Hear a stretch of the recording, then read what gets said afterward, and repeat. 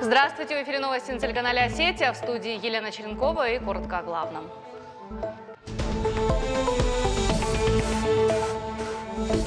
Мы считаем своим долгом, люди культуры, чтобы еще раз напомнили, особенно действующим военнослужащим, о том, что в жизни очень много хорошего.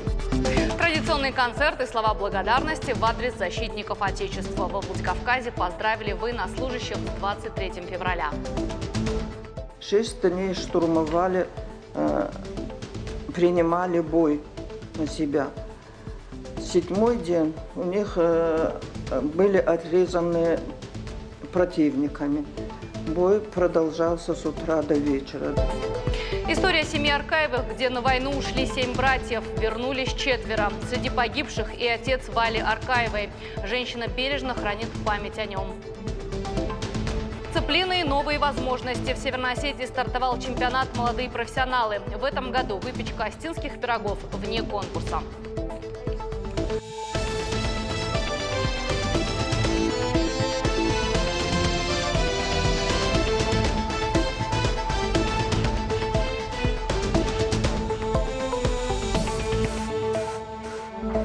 Сергей Миняйло поздравил жителей республики с Днем защитника Отечества. За последние десятилетия в нашей стране многое изменилось, но неизменными остаются нравственные ценности, любовь к своей земле, готовность отстаивать ее рубежи и оберегать мир.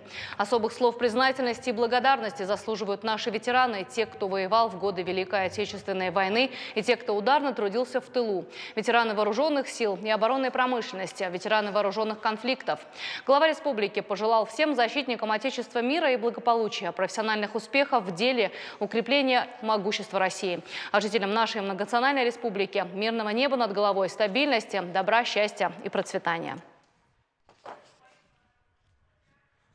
Второй день жители и гости республики знакомятся с историей Великой Отечественной войны в поезде Победы. Он стоит на железнодорожном вокзале. Каждый желающий может прочувствовать, что пережили люди в то тяжелое для страны время. В музее на колесах все реалистично. Восковые фигуры, личные вещи. Солдат, одежда, фотографии и даже пейзажи за окном. Экскурсии по поезду Победы организуют для школьников со всех районов республики. Его уже успели посетить более 2000 человек. Больше всего медицинский вагон понравился мне. Экспонаты хорошие были, поезд красивый очень был внутри. Все понравилось. Люди лежали в палате, и медсестры лечили и кормили раненых. Мне очень понравилось, но было немножко страшно. В Великой Отечественной войне. Брестская крепость, электричка на фронт, концлагерь, санитарный вагон. А завершается история в вагоне «Дорогой домой».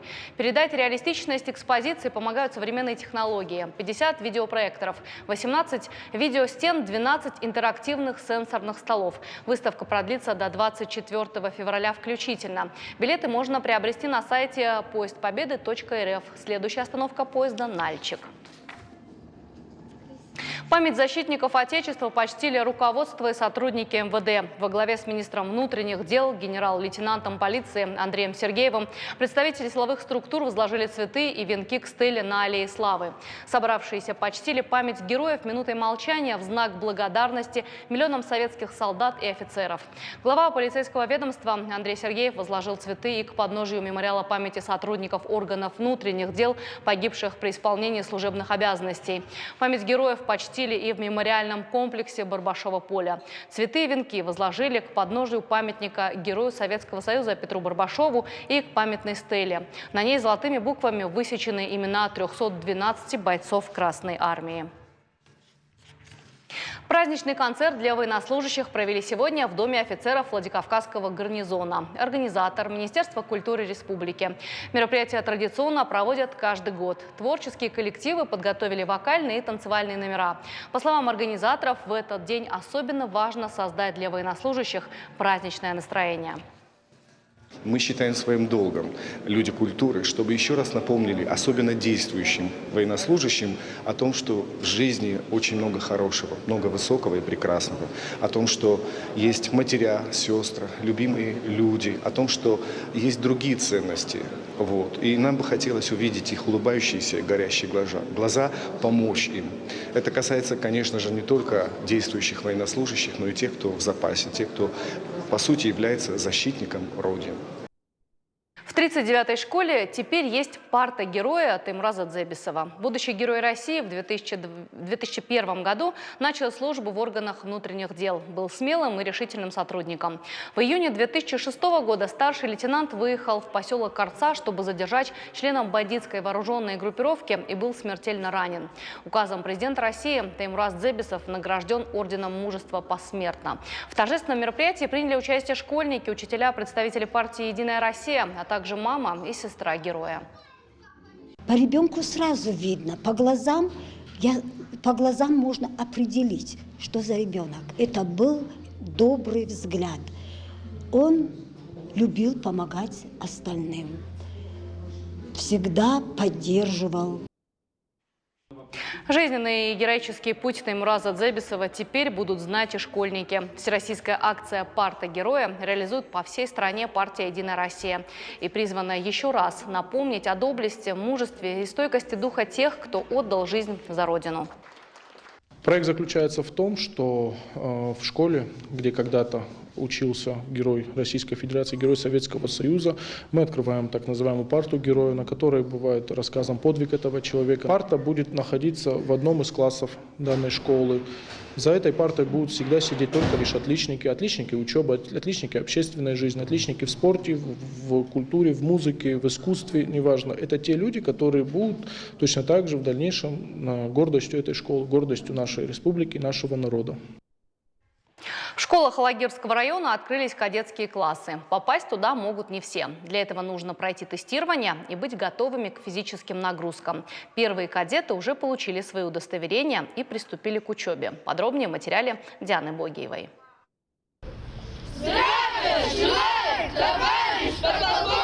Долгожданный волнительный момент. Школьники-кадеты Алагирского района впервые дают присягу.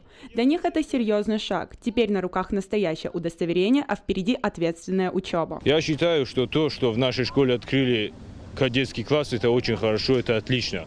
Во-первых, это воспитание молодежи, а во-вторых, это приучение детей к памяти ветеранов. То есть каждый юный житель нашей республики должен чтить и помнить своего ветерана. И это тому способствует. И для ребят, и для преподавателей это настоящее событие.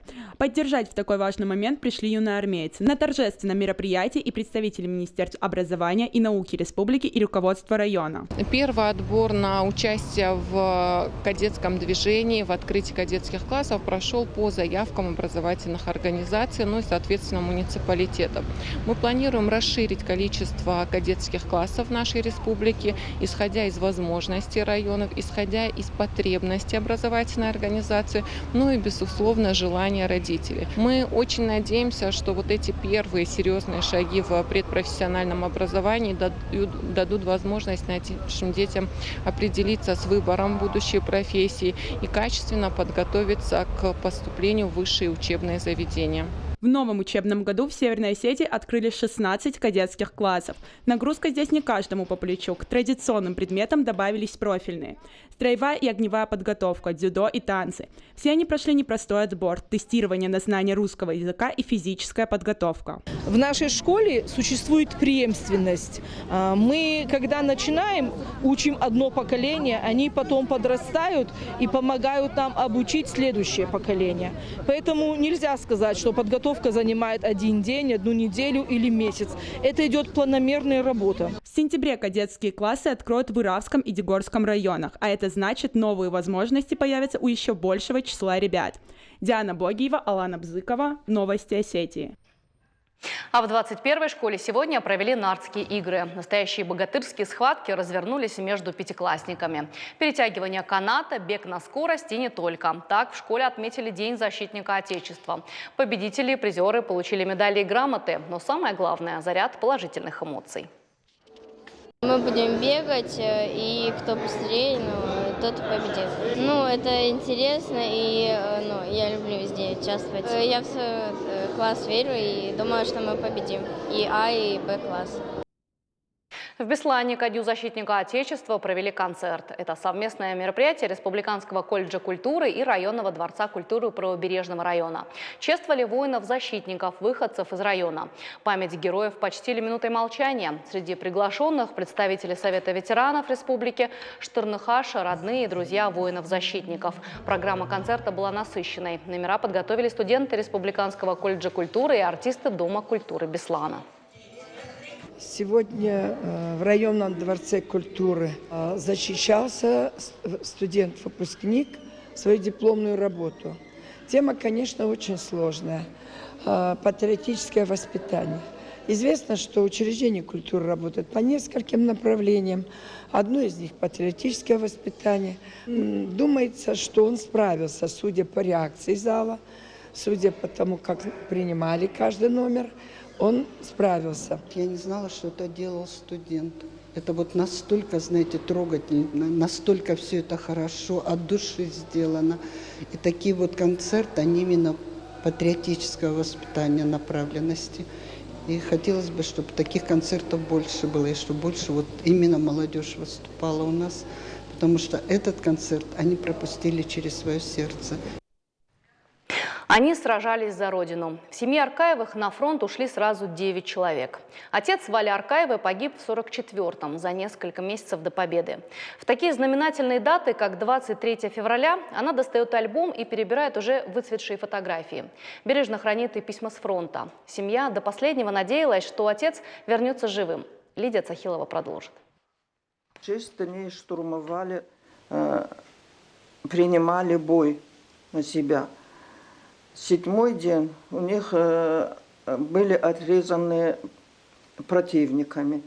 Бой продолжался с утра до вечера. Это письмо датировано далеким 1942 годом. И таких с полей Великой Отечественной десятки. Фронтовые весточки Валя Гурдзибеева-Аркаева хранит до сих пор, как и фотографии. Это единственная память об отце Тазе Аркаеве. Моя сестра, младшая, она умерла.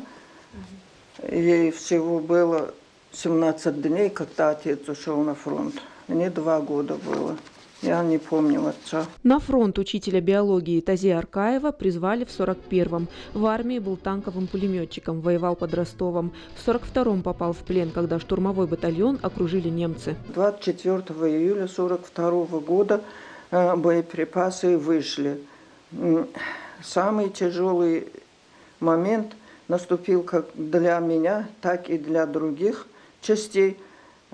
Все были верны своему народу.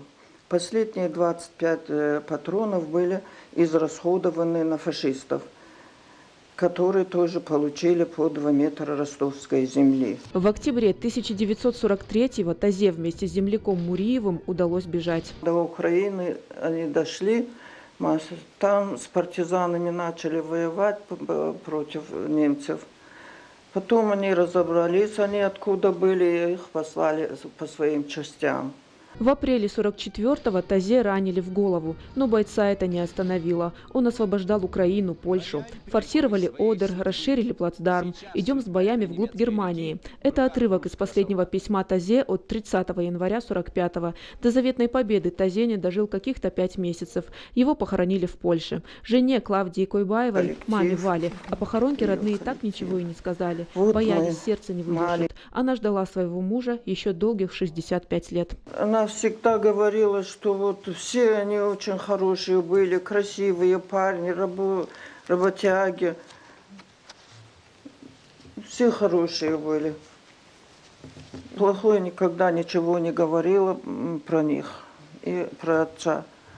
На фронт ушли 7 братьев Аркаевых: Владимир, Тазе, Харитон, Камбулат, Замбулат, Сергей, а также их племянник Диккан и двоюродный брат Аламат. 9 судеб. Они оставили родной дом в Дурдуре, чтобы защитить родину. Вернулись только 4. Остальных забрала Великая Отечественная, как и миллионы жизней ради Великой Победы.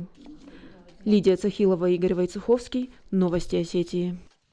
Стартовал региональный чемпионат WorldSkills Russia 2022. В конкурсе молодых профессионалов задействовано более 20 учреждений образования. Рекордное количество дисциплин, большая часть из которых новые, призваны расширять возможности конкурсантов, а их в этом году 350. Они будут соревноваться по компетенциям инженерия, лесопользования и лесовосстановления, а также выпечка астинских пирогов, но вне конкурса. Удачи будущим специалистам пожелала министр образования региона Элла Алибекова. Каждый из вас уже, безусловно, является победителем. Вы чемпионы, потому что вы представляете свои образовательные организации.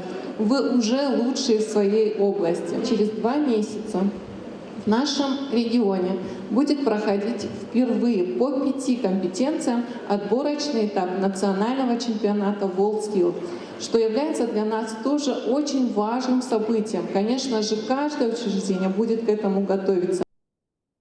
К этому часу это вся информация. Спасибо за внимание и оставайтесь с нами.